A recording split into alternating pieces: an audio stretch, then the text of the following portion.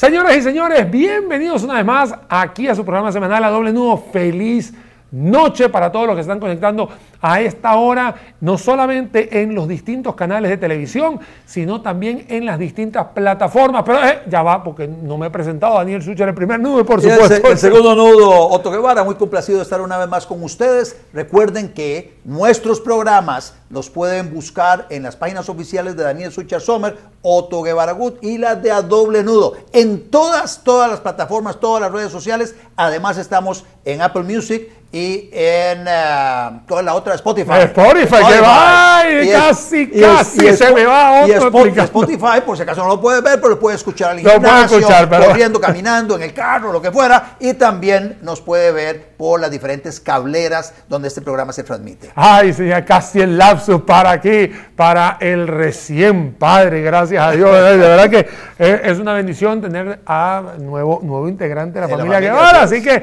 la verdad que mucha felicidad. Pero bueno, señoras y señores, aquí la felicidad también es buena porque hoy les traemos un programa especial. Les recuerdo que la semana pasada tuvimos un barrido de lo que hicimos en la conferencia abierta para todos ustedes de A Doble Nudo, donde el señor Otto Guevara explicó las perspectivas de la política y este humilde servidor las políticas económicas. La semana pasada fueron las económicas, así que hoy el protagonista de este programa, por supuesto, el señor Otto Guevara. Así que Otto, ¿qué nos viene en este programa?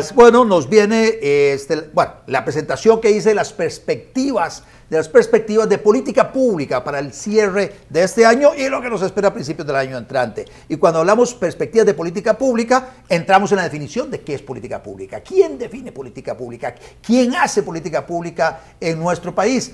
¿Quiénes son estos actores relevantes, tanto en posiciones de poder como posiciones de influencia en los tomadores de decisión de política pública?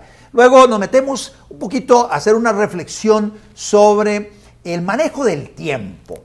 Uno, cuando lleva algún curso de time management, de manejo del tiempo, a uno le enseña que uno tiene que ubicar las diferentes acciones que uno tiene que acometer en 4 cuadrantes. Un cuadrante es lo no importante y no urgente. Otro cuadrante es lo importante y urgente. Y otro cuadrante es lo no importante y urgente, y el otro es importante y no urgente. Ahí están los 4 cuadrantes. Y entonces, basado en eso, decimos, bueno, ¿a dónde están enfocando su tiempo y sus energías los diputados? O el Poder Ejecutivo, ministros o presidentes ejecutivos de instituciones autónomas. ¿A dónde? ¿Están concentrados en lo importante y urgente o lo importante y no urgente? ¿Cómo están manejando eso?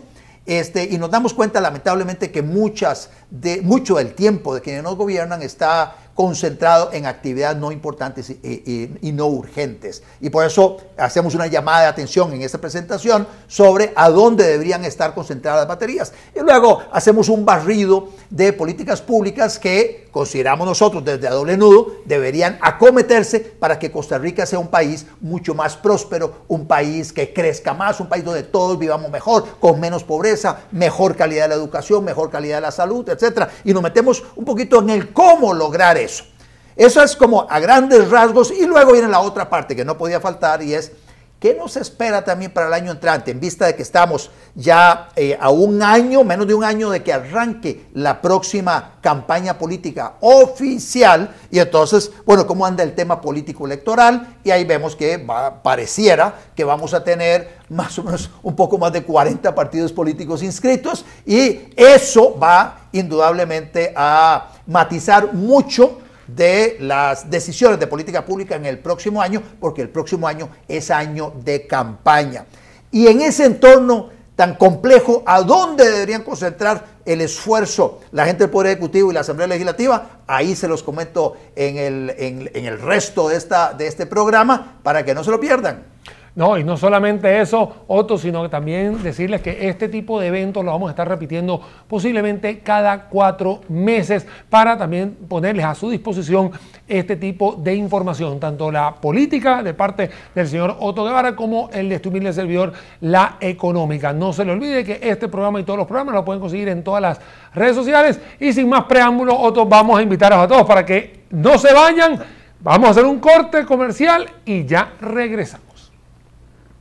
En Copenae, apoyamos a miles de personas para hacer sus sueños realidad, porque sabemos que el trabajo en equipo es la clave del éxito. Durante 58 años, hemos sido testigos del surgimiento de cientos de empresas, la construcción de hermosos hogares, la graduación profesional de muchos jóvenes y hasta del viaje familiar anhelado. Nos sentimos honrados de ser parte de estos momentos especiales a lo largo de casi 6 décadas, que revelan cómo el cooperativismo transforma vidas, genera progreso e inclusión. Descubra más en www.copenae.fi.cr.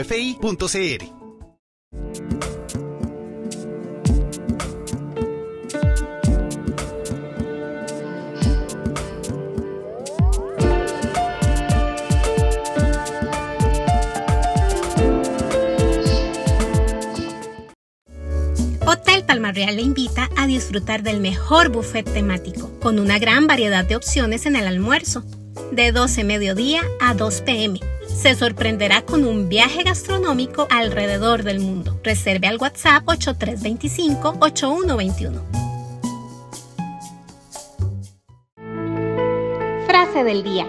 Si no persigues lo que quieres, nunca lo tendrás. Si no vas hacia adelante, siempre estarás en el mismo lugar. Nora Roberts. Bueno, después de esta fabulosa exposición que acaba de compartir con nosotros Daniel, ahora me toca a mí la parte de las perspectivas políticas para el fin del año. Y en la parte de las perspectivas políticas, perspectivas de política pública, es cómo enfrentar los problemas que Daniel nos mostraba. Y el tema es, cuando hace toda esa, voy a ponerme por acá, cuando él hace toda esa presentación de las oportunidades que tenemos, de los problemas que tenemos, lo primero que se le viene a uno a la cabeza es, bueno, ¿cómo vamos entonces a aprovechar esas oportunidades? ¿Cómo vamos a resolver los problemas que tenemos en el país? Y ahí es donde entramos en el ámbito de lo que es la política pública. Creo que no hay un solo político en Costa Rica, de los que están representados hoy en la Asamblea Legislativa, los que nos están gobernando y aquellos que aspiran a llegar a la presidencia, que no sueñen con tener un país mucho más próspero que el que tenemos hoy, con mucho menos pobreza, más empleo, con muy buenas obras de infraestructura que nos permitan trasladarnos de un lado a otro en una forma muy eficiente, efectiva, que nos permitan ser competitivos para que haya más inversión extranjera directa estableciéndose en el país, que seamos más seguros, que haya que en el tema ambiental, que los ríos estén sanos, que tengamos, en fin, que tengamos todos los problemas que hoy tenemos resueltos: mejor educación, mejor salud, mayores posibilidades de ascenso social, reducción de la pobreza, etc. O sea, no creo que haya un solo político que no busque eso. El tema, y donde tuerce Raúl la chancha, es en el cómo lograrlo. Y ahí es donde entramos en el ámbito de las políticas públicas. Y en el ámbito de las políticas públicas está lo que puede hacer, por un lado, el Poder Ejecutivo, lo que puede hacer la Asamblea Legislativa, lo que pueden hacer ambos, y luego también entran en el ámbito de la política pública algunos actores que influencian a los que tienen que tomar decisiones de política pública. Y me refiero a medios de comunicación, me refiero a formadores de opinión. Bueno, Daniel y yo en A Doble Nudo, no crean, ahí con nuestros programas y martillando, hemos logrado que algunas personas en posiciones de poder ajusten sus políticas públicas a más o menos algunas propuestas que nosotros hemos elaborado. Pero también acá, esto lo incorporé hoy en la tarde, a propósito de lo que estamos viendo con el tema de la Caja Costarricense del Seguro Social, y es que además hice una pequeña publicación en Twitter vinculado a este tema, y recordando que hace poco la Fiscalía acusó a don Rodolfo Méndez Mata, ex ministro de Transportes de la administración anterior, porque tomó la decisión de política pública de cerrar las plantas de asfalto.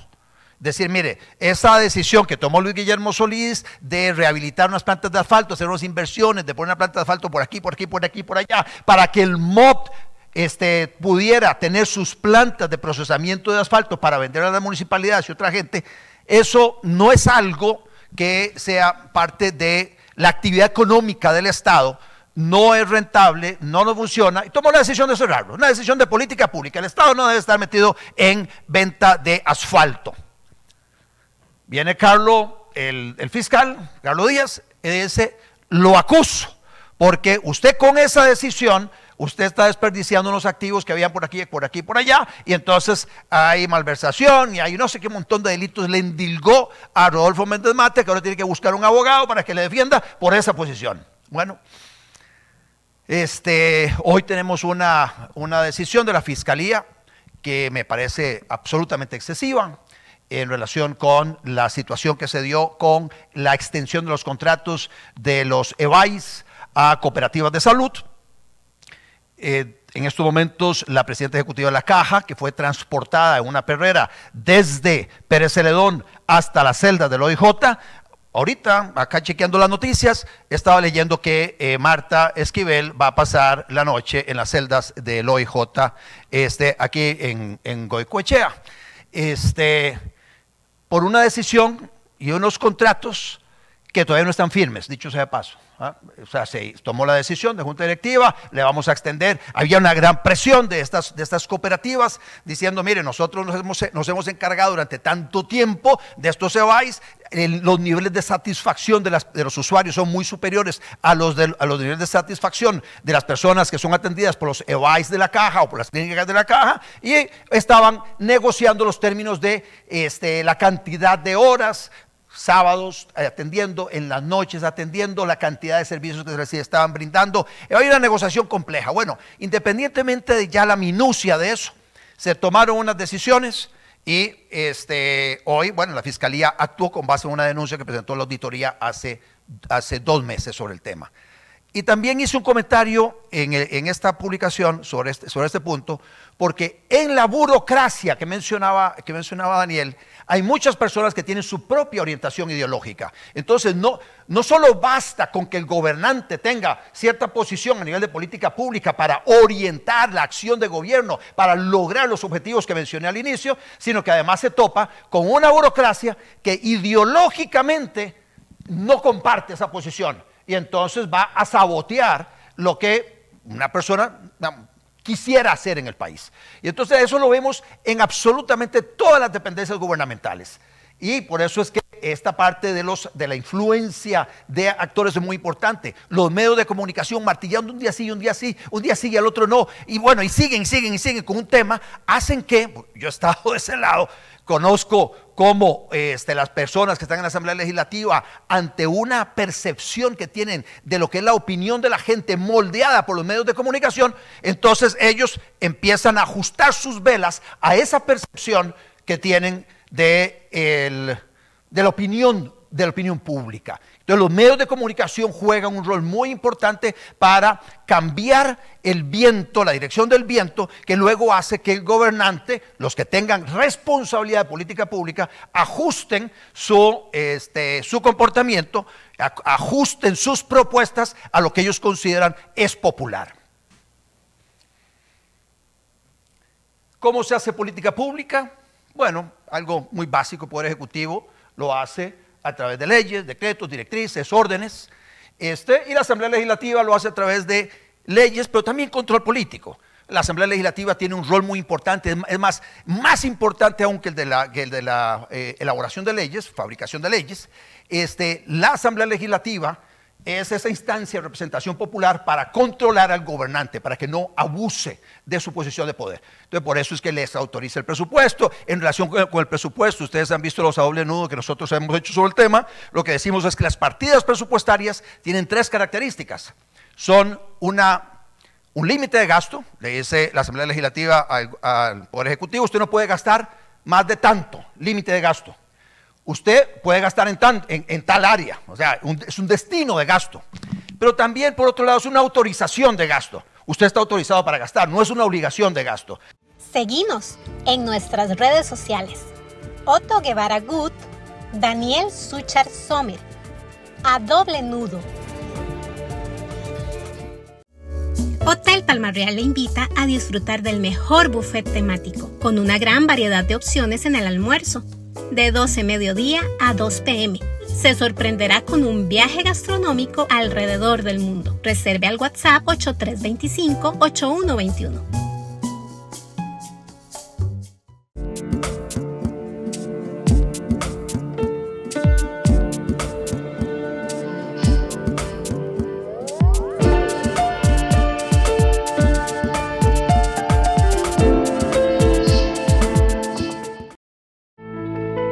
Frase del día. Si no persigues lo que quieres, nunca lo tendrás. Si no vas hacia adelante, siempre estarás en el mismo lugar. Nora Roberts. Este tema es central. Y por eso metí esa frase allá. Quien no sabe a dónde va, cualquier camino le puede funcionar. Puede tomar cualquier camino. Y esto tiene que ver con, dentro del gran menú de opciones, ¿cuáles son las que debería tomar el gobernante en el Poder Ejecutivo? ¿Cuáles debería tomar la Asamblea Legislativa? Hay medidas de corto plazo, lo que el Poder Ejecutivo puede hacer. Y esto lo menciono porque alguna gente dice, bueno, sí, pero entonces, ¿cómo resolvemos tal tema? Y eso es competencia del Legislativo, es competencia del Ejecutivo. Hay cosas que el Ejecutivo puede hacer. Y puede hacerlo mediante un decreto, mediante un reglamento, puede hacerlo dándole la orden a un ministro para que priorice, en relación con el gasto, priorice un gasto en una área o en otra área, etc.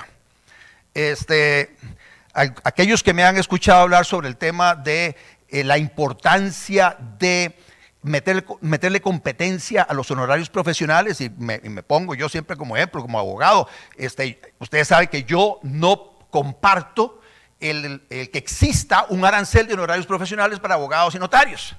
No debiera existir tampoco para arquitectos, para ingenieros, no debiera existir para contadores públicos autorizados, para ninguna actividad económica debiera haber esos aranceles, debieran regirse por oferta y demanda.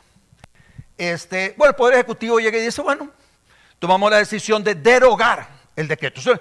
Nuevamente, con el músculo que tiene, deroga el decreto de arancel de honorarios profesionales de abogados y notarios. De inmediato el Colegio de Abogados brinca, presentan gestiones ante la Sala Constitucional, ante el Tribunal Contencioso Administrativo y luego en sede jurisdiccional dejan sin efecto ese decreto. Y básicamente la Sala, que también hace política pública, la Sala Constitucional, que se me olvidó mencionarlo, el Poder Judicial y especialmente la Sala Constitucional hace política pública, dice que el salario de los ingresos o los honorarios de servicios profesionales no son una mercancía que debe estar sujeta a la oferta y la demanda y que debe haber un mínimo garantizado para el profesional. Ante una situación como esa, una conversación que tuve con el presidente hace algunos meses, le dije, bueno, presidente, si ya le tumbaron eso, saque usted otro decreto, un decreto donde elimine los porcentajes y deje solo un monto mínimo de consulta con el abogado de 60,000 pesos, como es con los médicos, más o menos. Y solo una única fijación, pero se elimina todos los porcentajes. Eso lo pudo haber hecho el Poder Ejecutivo, no lo hizo, está dentro del ámbito de sus competencias, está dentro de lo que puede hacer el Poder Ejecutivo. A nivel de mediano y largo plazo se requieren ya aprobación de leyes. Ustedes vieron La Nación, lo que se está hablando sobre Caldera. El tema de Caldera y la concesión de Caldera es algo que requiere mucha planeación para que efectivamente en el 2026 se pueda adjudicar el nuevo contrato para la construcción y operación del puerto de Caldera que necesitamos para satisfacer las necesidades que puntualizaba ahora Daniel, las necesidades de un puerto para importar toda la materia prima que requerimos y un puerto que nos permita también exportar a partir de ahí los productos terminados. Un puerto con las capacidades que requiere el país, un país creciendo al nivel que estamos creciendo nosotros. Bueno, eso requiere planeación de mediano y largo plazo. Las concesiones requieren planeación. Tercerización de servicios en todas las actividades económicas en las que está metido el Estado. O sea, requiere también de mucha planeación, requiere de un músculo para poderlo hacer. El tema de la tercerización de los servicios, por ejemplo, educativos. Nosotros desde A Doble Nudo venimos abogando por un cambio del modelo educativo para que la gestión de las escuelas y colegios sea manejado por cooperativas o por asociaciones sin fines de lucro o con organizaciones con fines de lucro, en fin, que sea tercerizado, que sea manejado privadamente y que el Estado entonces le entrega a la asociación unos vouchers de acuerdo a la cantidad de estudiantes que tengan ellos operando o recibiendo clases en ese centro educativo. Esa es una de las modalidades que habría de educación que estamos proponiendo nosotros desde hace rato, desde A Doble Nudo, para transformar el sistema educativo. En salud somos de la tesis de que el Estado no debería manejar uno solo de los EBAIS, ni uno solo debería estar en manos del Estado, ni uno solo. Ni una sola clínica debería estar en manos del Estado, deberían estar tercerizadas con unos protocolos muy claros del tipo de atención que deben brindar, etc. Todo eso se da así en muchos otros países y eso dinamizaría el sector de salud, el sector de educación, mejoraría dramáticamente la calidad de la educación y de la salud en el país. Nuevamente, eso es política pública. Y uno dice, bueno, ¿y esa política pública se está discutiendo en algún lado? ¿Quiénes son los que tienen que tomar esa decisión? Los que tienen que tomar la decisión son los que están hoy sentados allá, en el Poder Ejecutivo, en el Poder Legislativo. Tienen claro ellos esa hoja de ruta sobre cómo lograr que estos problemas que tenemos nosotros en salud y en educación los podamos resolver, buscando modelos de prestación de esos servicios que le permitan a las personas más pobres tener acceso a servicios de salud oportunos y de calidad, o servicios de educación oportunos y de calidad. Yo tengo el privilegio de tener ciertos recursos económicos y haber pagado por una educación privada para mis hijos, que eso al mismo tiempo les abre a ellos un mundo de posibilidades de tener éxito en su gestión ya como profesionales y entonces de acumular un capital, etcétera. Muchas personas no tienen ese privilegio y la brecha que hay hoy en la educación pública y privada cada vez es más grande, y en la educación pública, entre la educación pública urbana y la rural, ni se diga. Entonces se requieren de cambios de política pública allá, pero bueno, tienen claro las personas que están hoy al frente del Estado esta hoja de ruta, qué es lo que se requiere hacer para lograr resolver esos problemas. Comprenden la importancia de concentrar los esfuerzos en aquellas acciones que son verdaderamente importantes. Y quise compartir con ustedes este cuadrito, que este cuadrito es básico. En cualquier curso de administración del tiempo, de time management, le van a enseñar a uno estos cuadrantes. Y le van a decir, mire, usted concéntrese en lo importante y urgente. Ahí debería usted concentrar su esfuerzo. Luego, lo que no es urgente, pero es importante, bueno, ahí se menciona, hay que programar, hay que establecer tareas con plazos poco claros para que contribuyan al éxito a largo plazo. O sea, hay que afinar esa parte para que se vaya haciendo. Definitivamente esto, distracciones y tareas innecesarias, ni pierda tiempo en eso. Y este tema es muy relevante. Y esta matriz de Eisenhower es muy relevante cuando vemos lo que hace la Asamblea Legislativa, que ahorita entro en esa parte. Pero bueno, mi tesis es, y yo opino que ninguno, ni la Asamblea Legislativa ni el Poder Ejecutivo tienen claro la importancia de un cuadrante como este, donde puedan enfocar en lo urgente e importante para resolver los principales problemas del país en materia de educación, en materia de salud, en materia de infraestructura, en materia de seguridad, en materia de reducción de la pobreza, de generación de condiciones para que haya más inversión en el país, para que haya más empleo. Nada de eso. Tenemos en la Asamblea Legislativa sesiones ordinarias y extraordinarias, se turnan, cada 3 meses hay ordinarias y extraordinarias. Ahorita estamos en ordinarias, nos queda 1 mes y 1 semana de ordinarias.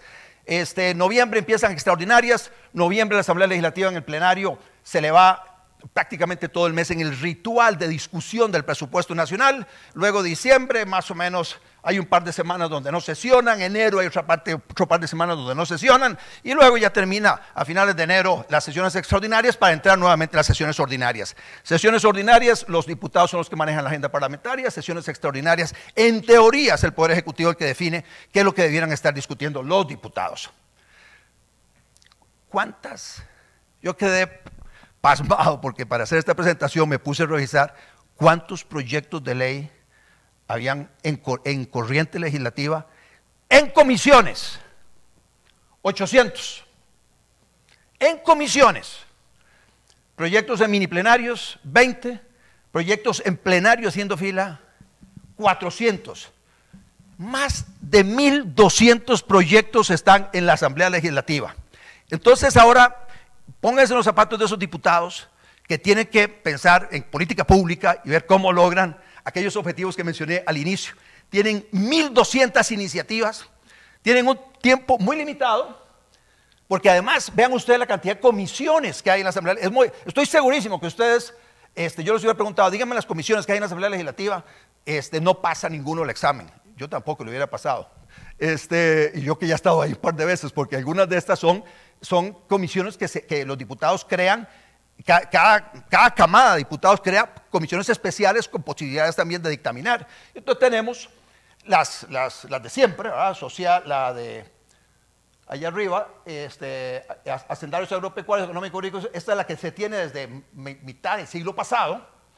Estas son las comisiones permanentes especiales y estas son comisiones que los diputados crean. En este caso, esta camada de diputados creó para procesar los diferentes proyectos. En Copenae estamos convencidos del poder transformador que nace del cooperativismo. Por 58 años hemos trabajado en la inclusión financiera, la equidad y la generación de desarrollo y progreso en todo el país. Impactamos a mujeres con empleos verdes, niños y adolescentes con apoyo al deporte y adultos mayores en la etapa final de la vida. Hacemos comunidad y entendemos la relevancia de unir esfuerzos para crecer y alcanzar el éxito. Descubra cómo ser parte de esta transformación en www.copenae.fi.cr y únase a nuestra cooperativa.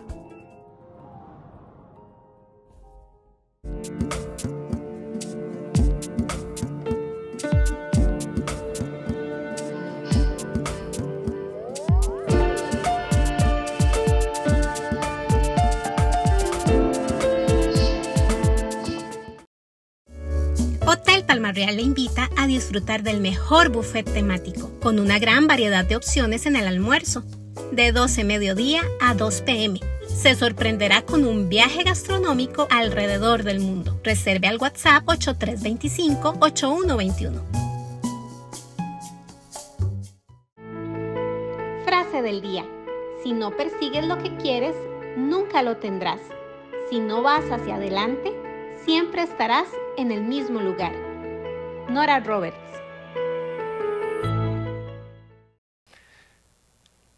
Lunes, martes y jueves plenario de más o menos 2 de la tarde, de 3 de la tarde a 6 de la tarde. Lunes, martes y jueves. Los miércoles plenarios solo para ver reformas constitucionales. Y los miércoles sesionan al final 1 hora los mini plenarios. Las comisiones las meten un día por acá en la mañana. Las comisiones permanentes ordinarias sesionan martes, miércoles y jueves de 1 a 3 de la tarde. Y ese es el manejo del tiempo de los diputados. Hay 6 bancadas, cada bancada con sus temas.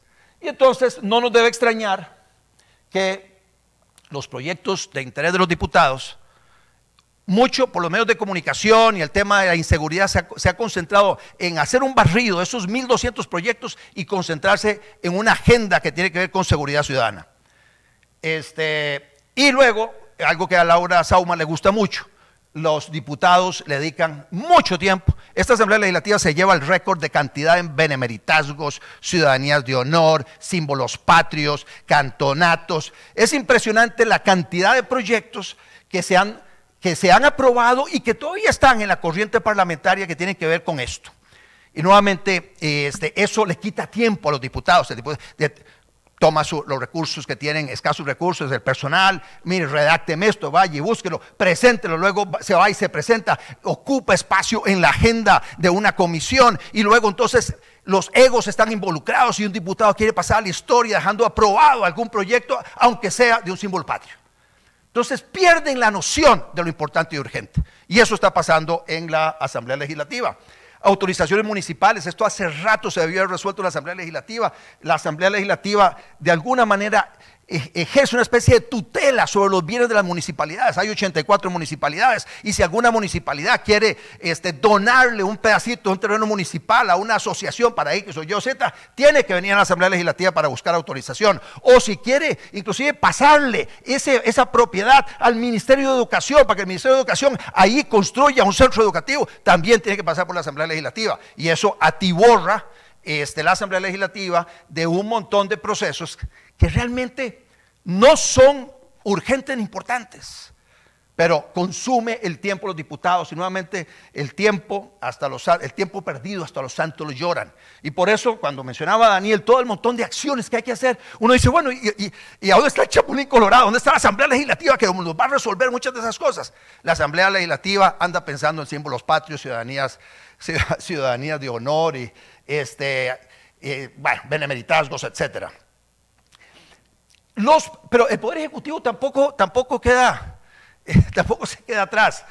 Para hacer esta presentación pedí a gente de Casa de Presidencia que me pasaran un listado de los proyectos que ellos están priorizando, los proyectos que les interesaba a ellos para las sesiones extraordinarias que se vienen, y me pasaron una hoja, 37 páginas de Excel con un montón de proyectos. Cuando uno repasa los proyectos, uno no ve proyectos de calado profundo, más que estos. O sea, y entonces nuevamente aquí vamos aterrizando la parte mía de los 3 meses de política pública. ¿Qué podemos esperar en los siguientes 3 meses de política pública? Estos son los temas de interés del Poder Ejecutivo. Armonización del Sistema Eléctrico Nacional, que por mucho es el proyecto más relevante que tenemos en estos momentos en la Asamblea Legislativa, porque va a permitir, no es ideal lo que se está tramitando, pero al menos va a representar varios pasos en la dirección correcta para abrir el mercado eléctrico y con eso permitir que haya inversión privada muy grande que tiene que darse en el país, porque de lo contrario, si no se hace esa inversión, todo lo de Chips Act y los microprocesadores que habló Daniel se va a quedar en absolutamente nada, porque no hay forma alguna de proveer electricidad a precios competitivos para que esa gente se instale acá, o por lo menos no en la cantidad de inversiones que nosotros quisiéramos. O sea, algunas vendrán, tal vez ese no sea un factor tan determinante para algunas empresas, pero para otras que son muy sensitivas en el tema de costos, la electricidad, el costo de la electricidad los está matando y por eso es importantísimo abrir el mercado eléctrico. Y este proyecto de armonización del Sistema Eléctrico Nacional es un paso en la dirección correcta. Para información de ustedes, hoy finalmente ya se le agotó en la comisión, una de las comisiones especiales, que es la Comisión de Energía, logró procesar todas las mociones presentadas en el primer día de mociones vía artículo 137, y esto lo que significa es que los proyectos, para información de ustedes, cuando se presentan van a una comisión. En la comisión los diputados discuten y lo dictaminan, lo aprueban. De ahí pasa al plenario. En el plenario ya todos los diputados dicen, ah, pucha, vea qué interesante, pero no estoy de acuerdo con esto y esto y lo otro, y presenta mociones. Bueno, ese proyecto recibió casi 300 mociones de gente que mociona con buena intención y otros que lo que buscan es detener el proyecto. Todos los diputados del Frente Amplio están en contra de ese proyecto, por ejemplo, y algunos diputados del PLN tuvieron una intención obstaculizadora, por lo menos la manifestaron en esta primera oportunidad de presentación de mociones. Viene ya el segundo día para la semana entrante y se anticipa que van a venir un grupo muy grande de mociones. La única manera de sacar un proyecto como eso es si se logran sumar 38 votos para aprobar una vía rápida, para aprobarle un procedimiento extraordinario a ese proyecto con el fin de aprobarlo de aquí a fin de año. Si no se logran los 38 votos, ese proyecto quedará para el año entrante, seguramente en la siguiente presentación que hagamos, Daniel, dentro de 3 meses, esté hablando sobre lo mismo. El proyecto no habrá pasado, habrá agotado tal vez el segundo día de moción, pero luego esas mociones que son rechazadas se pueden reiterar en el plenario y ahí puede tomar 2, 3, 4 meses la discusión, como fue con Jornadas 4.3. Jornadas 4.3 ya se votó en primer debate en la Asamblea Legislativa. Y duró 2 meses el plenario conociendo mociones del Frente Amplio y algunos de Liberación Nacional objetando ese proyecto. Se vota en primer lugar, en primer debate, y es con un voto mayoritario, va en consulta a la sala y la sala encontró que en la Asamblea Legislativa pasada hicieron un cambio de comisión de ese proyecto y con eso se afectó el procedimiento parlamentario y tienen que volver a arrancar de cuando ese movimiento se dio entre una comisión y otra. Y entonces lo tiró todo para atrás. Referéndum sobre ley Jaguar, y si me preguntas sobre el tema, ¿va a haber referéndum? ¿No va a haber referéndum? No va a haber referéndum. No veo ningún chance de que se haga referéndum. Veo que la Sala Constitucional muy probablemente encuentre otras inconstitucionalidades en el proyecto consultado. Está en consulta de constitucionalidad en este momento y la Asamblea Legislativa está esperando a lo que diga la Sala Constitucional. Así que en estos momentos está en la cola de un venado. Vente al Banco de Costa Rica, no veo ya ningún chance. Yo veo que el Poder Ejecutivo le perdió interés, presentó dos opciones, dos textos, hizo dos intentos, estaba ahora redactando un tercero. No lo veo con la fuerza para impulsar ese proyecto. La venta de VIXA, que también estaba ligada a esa, mucho menos. Debieron haber empezado con VIXA, que era mucho más sencillo, abrir un trillo y luego sobre eso venir con el Banco de Costa Rica. La reforma a la ley de Habdeba, que está dentro de la ley Jaguar, esa que es un proyecto de María Marta Carballo del PUSC, ese proyecto sí creo que se apruebe en la Asamblea Legislativa. Es una muy pequeña modificación a la ley de Habdeba para abrir la posibilidad que Habdeba busque algún socio estratégico para que en la propiedad que tiene de más de 20 hectáreas pueda alguien hacer una inversión muy grande, construir la marina, asumir la administración y las inversiones que hay que hacer en la terminal de cruceros y además construir los condominios y hoteles y todo lo demás que se tiene previsto construir en ese terreno que es un bien de manía al que pertenece a Habdeba. Eso sí lo veo saliendo en la Asamblea Legislativa. Igual que la ley de contratación administrativa, una pequeña reforma para el tema de ciudad-gobierno. También creo que, nuevamente, si la Asamblea se enfoca en algunas cosas que son importantes, deberían sacar ese tema. Pero para eso se requiere que los jefes de bancada se reúnan entre ellos y afinen esa propuesta. Para el gobierno, si uno revisa esas 37 páginas de Excel, se va a encontrar que hay varios proyectos que tienen que ver con endeudamiento. O sea, el gobierno sigue apostando al endeudamiento público para tener garantizado ahí la plata. Ustedes vieron los cuadros que puso Daniel allá. Se va a necesitar mucha plata en el corto plazo para pagar esa deuda. Bueno, el gobierno sigue insistiendo entonces en buscar plata seguramente para pagar esas deudas. Los proyectos que presentaron de recuperación de competencias, eliminando la desconcentración máxima de varios órganos que están adscritos a varios ministerios, porque aquello, para que ustedes sepan, los ministerios ejercen una rectoría sobre diferentes instituciones autónomas, pero luego también tienen supuestos brazos ejecutores que son los órganos de desconcentración. Y hay desconcentración máxima y desconcentración mínima. La desconcentración máxima lleva a ese ente público a tener su propia junta directiva, su propio departamento legal, el departamento administrativo, auditoría, etc. Y se convierte en una especie de isla. Por más que un ministro quiera y da una orden para que se ejecute, ese brazo es un brazo muy burocrático. Y el ejemplo típico es el MOP con sus 5 consejos. El CONAVI tiene su propia junta directiva, el Consejo Nacional de Concesiones, el Consejo Técnico de Aviación Civil, el Consejo de Transporte Público. Inclusive en la junta directiva de Transporte Público están representados los autobuseros y los taxistas que no quieren ninguna sectorización y no quieren cambiar nada y presionan para que jodan a la gente de Uber y Didi, etc. Bueno, eso pasa en esas islas de la operación del Estado. Así es como funciona hoy nuestro Estado, bastante poco funcional. Bueno, el gobierno adecuadamente consideró que es importante eliminar muchas de esas desconcentraciones, especialmente se concentró en el MINAE, Ministerio de Cultura, MAC. El MOP, lo que hizo con el MOP fue un proyecto que presentó Luis Amador a los 15 días de haber asumido su cargo como ministro, fue eliminar del todo 3 de los 5 consejos y asumirlos como direcciones dentro del MOP. A mi juicio se equivoca porque eso genera otro montón de problemas de tener que incorporar todo ese personal dentro de una estructura que de todas maneras no funciona mucho como es el MOP. Debería dejarlo como un ente público con desconcentración mínima donde el Ejecutivo solo nombra a un director ejecutivo que es el que ejecuta. Y no tiene juntas directivas ni nada de esas vainas. Entonces se convierte en un brazo mucho más eficiente para llevar adelante la política pública que se defina desde la cabeza del Poder Ejecutivo. Pero igual, no creo que pase nada de eso en la Asamblea Legislativa. La creación o fusión de entidades para crear estos ministerios tampoco lo veo saliendo. No veo ningún ambiente en la Asamblea Legislativa para eso. Porque además estamos a la vuelta de la esquina del año electoral. Para información de ustedes, hay 29 partidos inscritos, 14 partidos en proceso de inscripción. El partido del presidente no se sabe cuál es. Lo sabremos cuando veamos a Pilar Cisneros diciendo es por acá, y cuando en agosto, en septiembre, no, julio, agosto, en julio, finales de julio, renuncien un montón de ministros o viceministros o presidentes ejecutivos de instituciones autónomas y todo de gobierno y estén con Pilar Cisneros en un partido X. Ese va a ser el partido del presidente.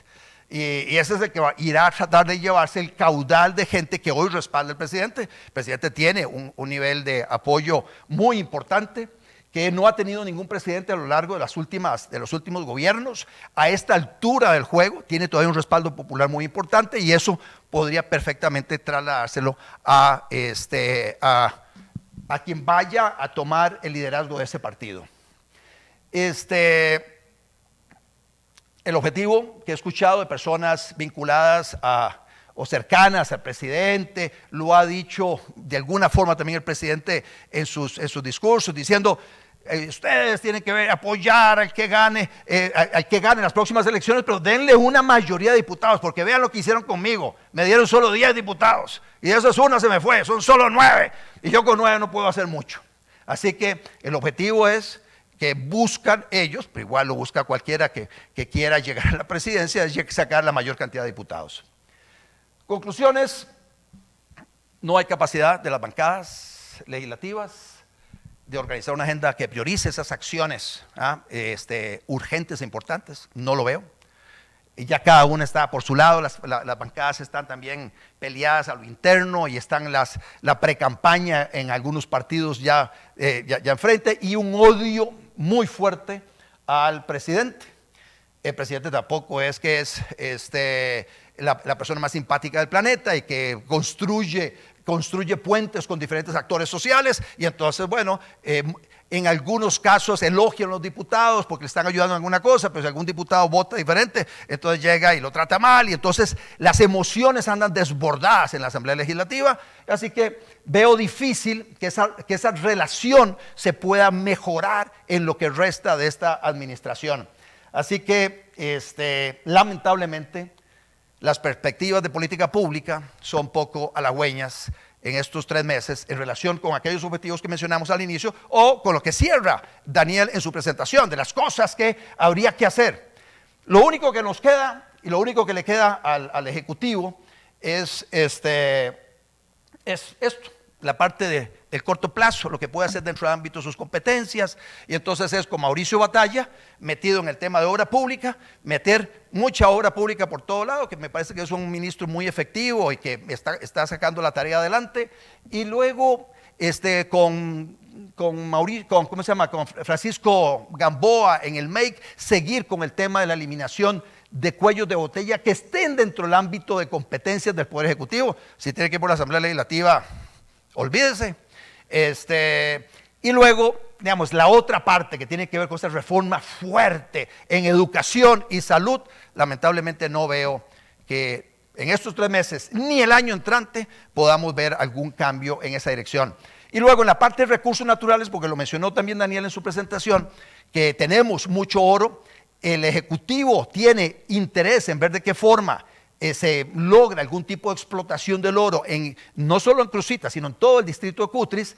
Está todavía muy crudo. Están preparando un proyecto de ley que van a presentar a la Asamblea Legislativa para buscar también alianzas público-privadas, y ahí nuevamente empezará la gran discusión, bueno, ¿quién será ese socio? Y todas las desconfianzas relacionadas con eso. Tiene que ser un proceso muy transparente para buscar ese socio, pero además tiene que pasar antes una ley en la Asamblea Legislativa para eliminar la prohibición a la explotación de oro a cielo abierto, e inclusive puede ser que se haga algo tuneleado en esa zona, pero igual hay que trabajar ese material que se extraiga, y eso requiere unas autorizaciones que con las burocracias que tenemos hoy y la presión de grupos ambientalistas tampoco lo veo saliendo en estos siguientes 3 meses, no lo veo saliendo el año entrante tampoco, lamentablemente, porque con ese oro podríamos mejorar muchos de los problemas que hoy tenemos en seguridad ciudadana, en infraestructura, bueno, y no hablé del tema de pensiones. En estos momentos el IBM está absolutamente colapsado, es una estafa para los cotizantes jóvenes. No hay manera alguna que alguien racionalmente joven diga, voy a cotizar a la caja porque me quiero formalizar, porque aspiro a tener una pensión, o porque además pagando ese seguro de enfermedad y maternidad me van a atender en la caja cuando yo lo requiero. Ain't gonna happen. No va a suceder. Si usted quiere que lo atiendan, páguele un seguro al INSS de gastos médicos o a una de las aseguradoras privadas y haga una buchaquita por aparte. Y eso significa que con la tasa también de fecundidad en Costa Rica reduciéndose, estamos a la vuelta de la esquina que eso reviente en 1000 pedazos y que nadie tenga una pensión acá. Pero esa es la realidad. Y mientras tanto tenemos oro y tenemos un montón de cosas para resolver eso y no lo estamos haciendo. Y seguimos aprobando en la Asamblea Legislativa ciudadanías de honor y cantonatos y benemeritazgos. Están como aquellos músicos del Titanic, muy felices cantando y tocando su melodía mientras el buque se está hundiendo. Así es como estamos. Bueno, muchas gracias y bueno, Daniel.